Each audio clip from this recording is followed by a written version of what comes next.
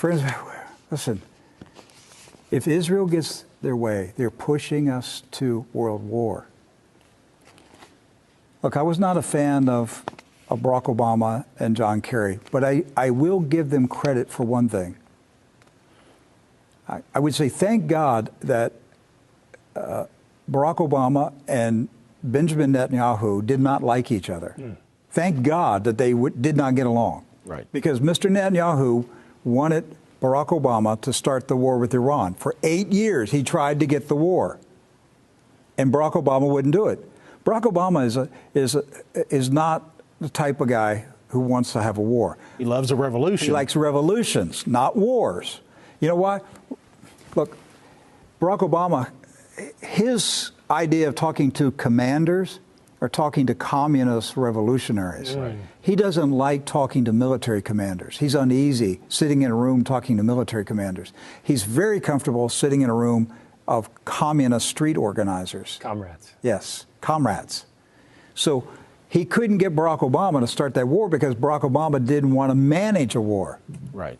Now, if he'd asked him to start a revolution, sure, I'll get a revolution going. He was good at that, and he did.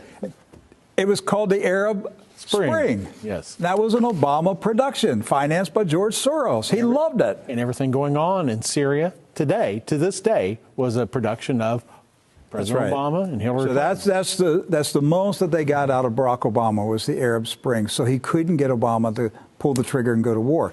But with President Trump in office, President Trump has surrounded himself with Zionists, his son-in-law, all of them, all around him, are hardcore Zionists.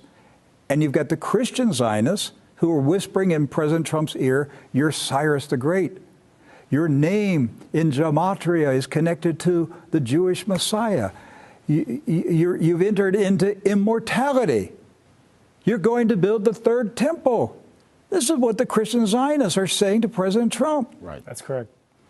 And they're moving him. He's being managed. Benjamin Netanyahu's got these little Christian Zionists right there in his hand doing anything he tells them to do. He knows they influence the president. Yes. And so President Trump is being led into this war. That's why we have to pray that President Trump does not fall in this trap. But right now, he's waist deep in it right now. And we're dangerously close to bombing Syria. And that attack on Syria could end in a confrontation with Russian troops, which would lead to an all-out war. And if we get through this one with Idlib, the next stop is Iran in November. Yes. You know, and President Trump's being led, he's just being led down this road. They're telling him what to say. They're telling him the threats to make. And he's so busy fighting off the attack. Who's the same people are attacking him. Yes. We're keeping They're him attacking occupied. him and leading him at the same time. It's pressure from both sides. From both sides. On the outside, they're saying, Donald Trump, you're a Russian stooge. You're a puppet for the Russians. And on the inside, he's being told, You're Cyrus. You're Cyrus, and you got to attack, even if it means attacking the Russians, because you're Cyrus. It's the same group of people whispering in each ear. We need to pray for President Trump that he comes out of this delusion, or we're all in deep trouble with World War III. It's not going to be nice. 1 billion people could die. You can't manage a world war with nuclear weapons. And who is behind this? Israel. Israel's pushing the world to the brink of calamity so that they can take out their Arab neighbors, and weaken them and then eventually claim the land as part of Greater Israel. They're treating them like their own nations now. They want those countries. Yes, they're after it. So that's where we're at right now.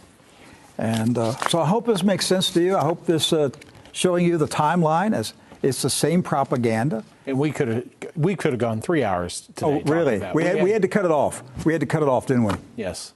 because we had so much information here that we just can't manage it today because there's so much that leads up to this. We overloaded our production department, and we just had to cut it off because there were so many videos and news articles that we could have shown you from the 90s, the 2000s, to show you how Israel has been working the USA towards war.